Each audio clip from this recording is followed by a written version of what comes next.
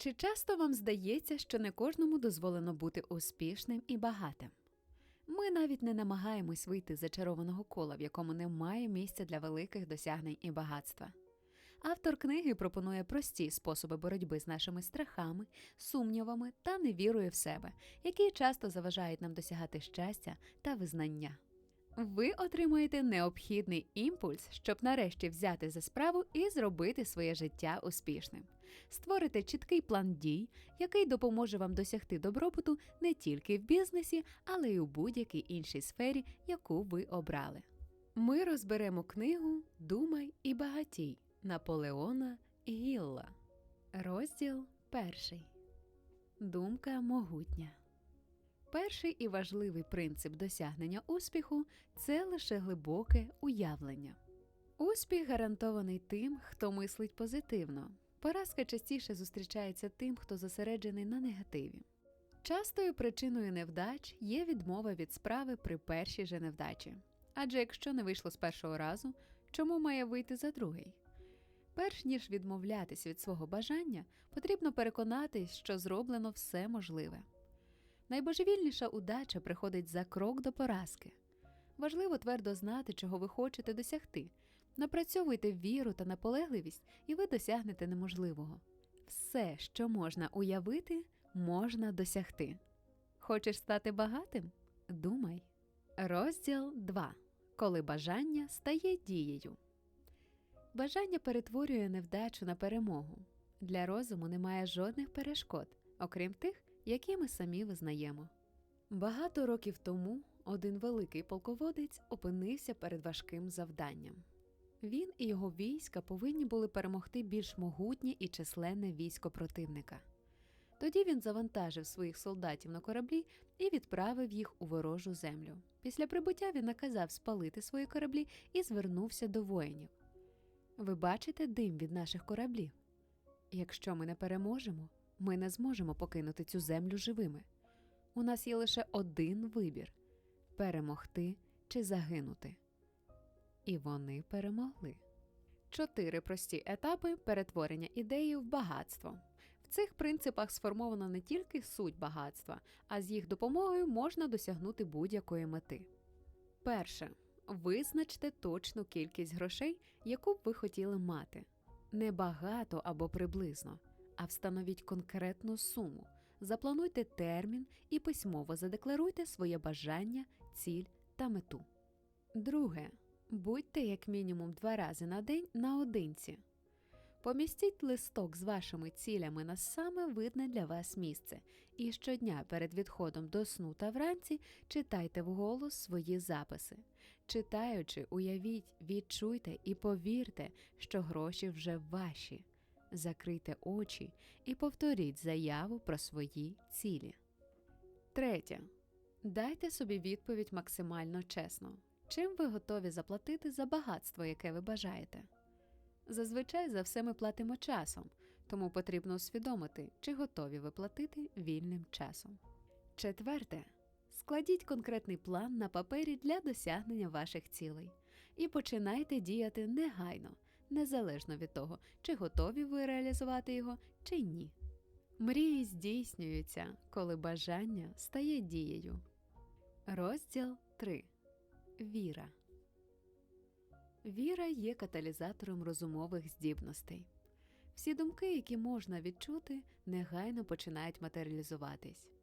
Підсвідомість матеріалізує конструктивні думки так само успішно, як і деструктивні, і перетворює їх на матеріальний еквівалент за допомогою всіх доступних практичних засобів. Керована віра активує будь-яку думку. Ви можете піднятись на неосяжну висоту, надихнувшись могутністю набутої впевненості у собі. Махатма Ганді показав світові чудовий приклад можливостей сили віри. Ганді не мав грошей, але мав силу, яку створив з розуміння принципів віри. Махатма Ганді зумів вплинути на уми мільйонів людей, допоміг їм об'єднатись і діяти в унісон як єдина свідомість. Завдяки цьому народ Індії здобув незалежність. 5 етапів, які допоможуть набути віри в себе. Перше. Я розумію мету мого життя і у мене є можливості для її досягнення. Я вимагаю від себе наполегливості. Я обіцяю зробити все, що в моїх силах. Друге. Думки є господарями моєї свідомості, і вони відтворюють себе у зовнішньому вчинку. Щодня, 30 хвилин на день, я виховую в собі таку особистість, яку я хотів би бачити в уяві. Третє. Будь-яке бажання в кінцевому рахунку отримує практичні засоби. 10 хвилин на день я буду присвячувати самовпевненості. Четверте. Я сформулював головну мету в житті. Я ніколи не залишу зусиль, поки не досягну її. П'яте. Багатство та становище в суспільстві не можуть будуватись на користі та брехні. Я буду використовувати в своїх бажаннях творчі сили, які об'єднують людей. Розділ 4. Самонавіювання. Жодна думка не потрапить до свідомості без самонавіювання. Самонавіювання є центром управління між свідомим і підсвідомим мисленням. Це стосується всіх видів навіювання та самоврядного збудження свідомості через почуття. Рекомендації, сформовані в роботі Хілла, є інструментом впливу на вашу підсвідомість. Такими принципами самонавіювання можна вважати: сказані вголос важливі для вас слова, підкріплені почуттям і вірою. Повторення, повторення та ще раз повторення. Постійність, наполегливість та зусилля. Разом з самонавіюванням домінуючі думки проникають і впливають на підкорку. Людина з власної волі може засіяти потрібне поле підсвідомості. Пристрасне бажання свободи приносить свободу. Бажання багатства приносить багатство. В основі могутності лежить могутність особистості. Елберт Хаббард, американський письменник і філософ, сказав: «Для мене завжди було загадкою, чому люди витрачають стільки часу на самообман, створюючи алібі для прикриття своїх слабкостей. Цього часу було б достатньо для виправлення недоліків, і алібі не було б необхідним». Розділ 5. Знання. Людина сама знаходить потрібні їй знання. Знання не можуть притягувати до себе гроші до тих пір, поки вони не організовані розумно і не спрямовані на накопичення багатства. Вона стає дієвою лише тоді, коли вона перероблена в чіткий план і спрямована на результат. Суть освіти полягає в тому, щоб розвивати можливості та здібності людини. Для того, щоб досягти успіху, необхідно отримати спеціальні знання в галузі, яку ви обрали. Найважливіші джерела знань. Перше. Ваш життєвий досвід та освіта. Друге. Спілкування з іншими розумними людьми. Третє. Університет. Четверте. Бібліотеки. Знання самі по собі не мають цінності. Інша справа, коли вони використовуються для досягнення певної мети. І для цього потрібен план практичної дії. Під час Першої світової війни газета Чикаго назвала Генрі Форда невіглаським пацифістом. Форд подав позов до суду проти газети, яка зробила наклеп. На суді Форду задавали різні питання, щоб показати, що Форд знає лише про автомобілебудування. Відповідаючи на особливо образливий напад, Форд сказав: «Якби я насправді хотів відповісти на ваші дурні запитання, то дозвольте мені нагадати вам, коли я натисну на потрібну кнопку у своєму кабінеті, я буду мати фахівців, які зможуть відповісти на будь-яке запитання». Якщо ви думаєте про отримання додаткової освіти, спочатку визначте, навіщо вам це потрібно, а потім шукайте можливості. Розділ 6. Уява. Ваші можливості ховаються у вашій уяві. У цій майстерні виконуються плани та бажання людини. Людина здатна створити все, що може собі уявити. Функції уяви. Перше. Синтетична уява. Людина поєднує вже відомі ідеї та задуми в нові комбінації. Друге. Творча уява. Сприймає і перетворює основні або нові ідеї, вступає в контакт з загальним розумом і підсвідомістю інших людей. Уява – це ще один ресурс, здатний перенести людину з повсякденного мислення в комору ідей. творча уява розвивається і вдосконалюється лише одним шляхом – звертатись до неї якомога частіше. Уява тісно пов'язана з вмінням чути свій внутрішній голос. Отець Френк Гансуелс вирішив створити власну школу, щоб втілити його ідеї про освіту. Для цього йому знадобилось $1 мільйон. Де їх отримати? Ця думка довго не залишала молодого рішучого священника. Будь-хто на його місці давно вже здався б. Але отець Гансуелс зробив інакше. Він сказав собі: «Припиніть мріяти, через тиждень у мене буде $1 мільйон». Наступного ранку отець Гансуелс проповідував у церкві на тему «Що я буду робити, якщо у мене буде $1 мільйон?». Коли він закінчив, до нього підійшов чоловік, який сказав, що вірить в нього і в його ідею, і готовий дати $1 мільйон. За ці гроші був заснований нині відомий Іллінойський технологічний інститут. Успішна людина використовує 2 дари своєї діяльності – аналітичні здібності та творчу уяву. Він вміло поєднує їх і долає вузькість повсякденного мислення. Розділ 7. Планування. Ідея може бути перетворена на багатство силою конкретного наміру та наявністю конкретного плану. Пам'ятайте, якщо план не виконується, його слід замінити іншим. Головне, щоб план був реальним і життєздатним. Ваші досягнення залежать від глибини та розробки вашого плану. Американська нація народилась тоді, коли 56 чоловіків її мозгового центру взяли на себе сміливість і честь визначити її долю. Їхнє рішення забезпечило успіх армії Вашингтона та прийняття Декларації незалежності. Сила духу привела націю до свободи, а також бажання, наполегливість, віра, мозковий центр і грамотне планування. Розділ 8. Робота та успіх. Перший крок до успіху – це хороша робота, яку хочеться зробити. Як знайти роботу, яка вам подобається? Визначте, який вид діяльності вас приваблює. Якщо така професія ще не існує, що заважає вам її створити? Або виберіть компанію або бізнесмена, у якого ви хотіли працювати. Дізнайтесь все про передбачуваного роботодавця, про його справи, особисті якості та успіх у бізнесі. Проаналізуйте свої здібності та можливості. Оцініть, що ви можете запропонувати. Розробіть план і подумайте засоби, які допоможуть вам представити свої пропозиції. Зосередьтесь на тому, що ви можете запропонувати. Записуйте на папір всі свої думки та плани щодо роботи. Продумайте план у деталях. Запропонуйте його авторитетній особі в компанії. Ендрю Карнегі, мультимільйонер і філантроп, підкреслив, що продаж особистих послуг базується на одному визначальному факторі – поведінці або настрої, з яким надаються послуги. Перш за все, містер Карнегі повинен був переконатись, що йому подобається людина. Він сказав, що ніколи не візьме в компанію людину, яка не виконує свою роботу з натхненням. Розділ 9. Найпоширеніші причини невдач і добробуту. Ці причини допоможуть вам зрозуміти, що стоїть між вами і вашим успіхом, знати, на що звернути більше увагу і як перетворити слабкі сторони на сильні сторони. 1. Погана спадковість. Невеликий і легко переборний недолік.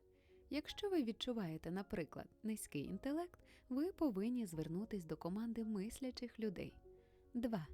Відсутність чітких цілей у житті.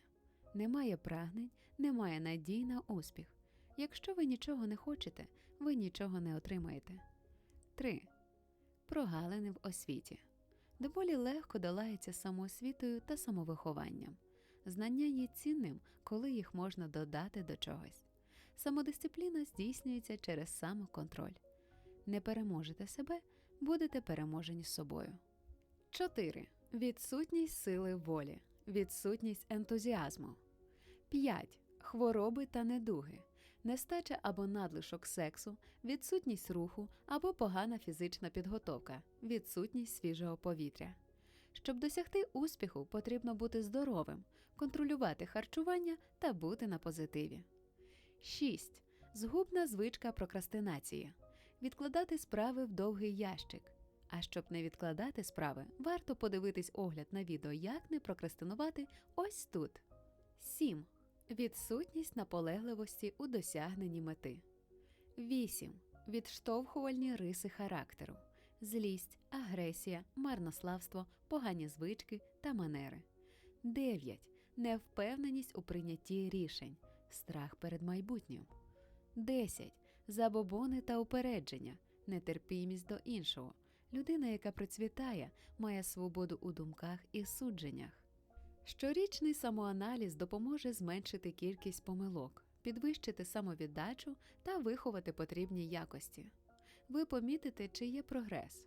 Самоаналіз дозволить вам побачити, чи ви досягли своїх цілей, чи опустились на кілька ступенів. Якщо ви хочете досягти успіху, ви повинні уважно стежити за своїм розвитком, привітати себе з досягненнями та розуміти, що не вдалося і що потрібно зробити і чому не вийшло. Неймовірна чарівність, вміння керувати людьми та готовність взяти на себе відповідальність дозволили 38-річному спеціалісту зі сталі Чарльзу Швабу увійти до товариства нью-йоркських банкірів та очолити сталевий трест США. Шваб переконав акул бізнесу в успіху нової концепції ведення бізнесу. Дешева сталь створить довгоочікуваний ринок, знайде нові сфери застосування сталі, що дозволить захопити значну частину світового ринку. Шваб довгий час був керуючим, під його керівництвом компанія стала найбільшим незалежним виробником сталі у світі. Наполегливість вимагає мужності, іноді великої. Нерішучість є суттєвою перешкодою для успіху. Розділ 10. Наполегливість – стан свідомості. Наполегливість допоможе вам розвинути вміння мислити за категоріями грошей. Ваша підсвідомість стане монетним двором, що друкує гроші. Наполегливість – це фортеця, яка захищає вас від поразок. Багатство виходить з чіткого плану дій, заснованого на ясних прагненнях і здійсненого з необхідною наполегливістю. Американській актрисі Мері Дреслер було близько 60 років, коли театральні продюсери включили її до чорного списку. Одного дня вона була без грошей і без надії на будь-яку роботу, але наполегливість і вірність мрії принесли їй тріумф. Дреслер повернулась до кінематографа, досягла величезного успіху в комедіях і отримала Оскар і стала першою жінкою, яка з'явилась на обкладинці журналу Time. Розділ 11. Сила розуму. Сила розуму проявляється в організованому зусиллі двох або більше людей, об'єднаних спільною метою і єдиним планом роботи, а також в організованому інтелектуальному знанні. Розум – це форма духовної енергії. Коли робота двох інтелектів координується, їхні психічні енергії взаємодіють і створюють нову продуктивну енергетичну хвилю. Сила мозкового центру у координації знань та зусиль кількох людей.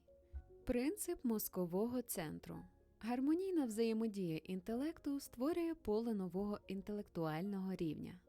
Людина здатна сприймати характер, навички та силу думки тих, з ким вона працює.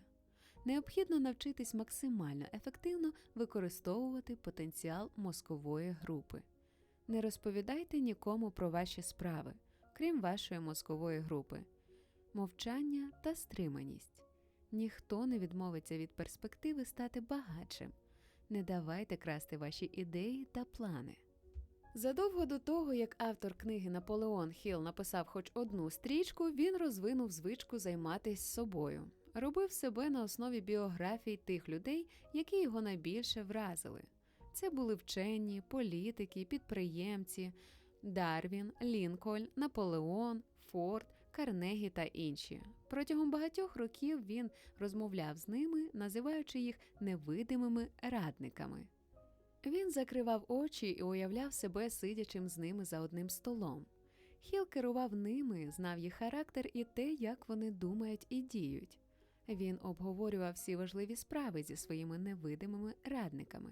Поступово він розвинув свій розум і перебудував свій характер, зробивши його синтезом персонажів невидимих радників. Розділ 12. Сублімація. Шлях до геніальності проходить через сексуальний розвиток, який передбачає правильне використання та контроль над сексом, любов'ю та захопленнями. Секрет контролю розвивається в області сублімації. Руйнівні почуття можна перетворити на позитивні, спрямувавши думки на щось корисне та творче. Сексуальні почуття викликають у життя інший стан свідомості. Він звертається до уяви, сміливості, бажання мати мету. Сублімація – перетворення сексуальної енергії в будь-яку іншу. Перетворення сексуальної енергії в творчу вимагає певної напруги волі та досвіду. Наукові дослідження довели, що найбільші успіхи завжди свідчать про високо розвинене сексуальне почуття. Наша свідомість реагує на стимули, які доводять її до високої напруги думки. Стимул свідомості – це тимчасовий або постійний вплив на нього, що підвищує інтенсивність думки. Доктор Елмер Гейтс зробив понад 200 відкриттів у сфері самовдосконалення та використання свого творчого дару. Його лабораторія була особливим місцем. Її стіни були непроникні, і жоден промінь світла не проникав туди. У кімнаті стояв лише письмовий стіл і стілець. Коли лікар потребував перетворення думок і натхнення, він заходив у цю кімнату і зосереджував всю свою увагу на власних винаходах. Поступово в його голові почали з'являтись нові ідеї і винаходи. Одного разу, через 3 години після сеансу усамітнення, він виявив, що описав нові наукові принципи, які не мають аналогів у світі. Розділ 13. Підсвідомість. Підсвідомість реагує насамперед на домінуючі бажання та емоції і діє через свідомість. Інструменти підсвідомості – ваші плани, бажання та наміри. Підсвідомість є посередником між людським і світовим розумом. Людське існування відбувається в оточенні всіляких розумових імпульсів, які вступають в контакт з підсвідомістю.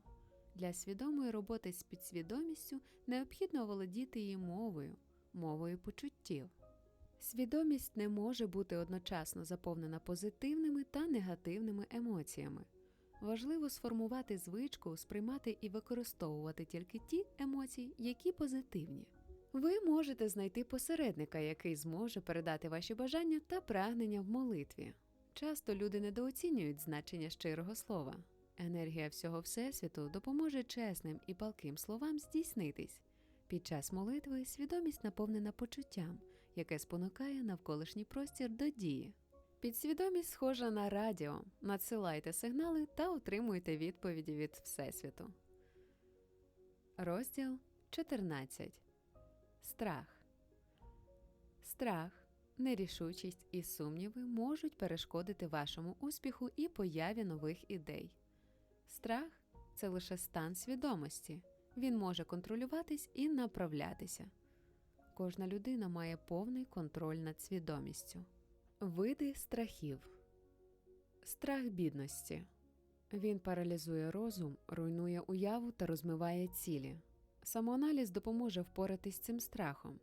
Симптоми страху бідності – байдужість, нерішучість, сумнів у власних силах, зволікання. Страх критики зруйнує ініціативу. Симптоми – сором'язливість, неврівноваженість, слабкість, комплекс неповноцінності, безініціативність, страх перед хворобами, старістю та смертю. Симптоми – пошук хвороб, іпохондрія, млявість, вразливість, нестримність, занепокоєння, боязнь та невдачі у коханні. Суть страху полягає в страху втратити об'єкт любові. Симптоми – ревнощі, критичне ставлення до оточуючих. Щоб протистояти страхам, потрібно заспокоїти свідомість, оволодіти матеріальними благами та знайти щастя. Ці зовнішні ознаки успіху походять від розумових імпульсів. Часто людина незнайома з власними страхами. Почуття страху настільки невловиме і глибоке, що людина може прожити життя, обтяжене всіма видами страху, не усвідомлюючи їх. Лише мужній самоаналіз дозволить виявити цього ворога. Уважно подивіться на свій характер. Перехожі глузували, коли Генрі Форд вивів свій перший автомобіль на вулиці Бостона. Але Форд сказав: «Моя мета – оперізувати земну кулю керованими автомобілями». І він зробив це, незважаючи на численні страхи та ризики. Все, що ви хочете, можна досягти. Думайте за категоріями грошей, тоді відразу з'являться конкретні плани щодо їх придбання. Якщо план не виконується, його потрібно змінити іншим, реальним і життєздатним. Вірте в себе. Використовуйте самонавіювання, щоб перетворити негативні думки на конструктивні. Знайдіть потрібні вам знання. Переробляйте їх і спрямовуйте на результат. Застосовуйте ці принципи на практиці і пам'ятайте, що пристрасне бажання багатства приносить багатство. Дякуємо за перегляд. Ставте лайк, підписуйтесь на наш канал. Вам легко, а нас це мотивує.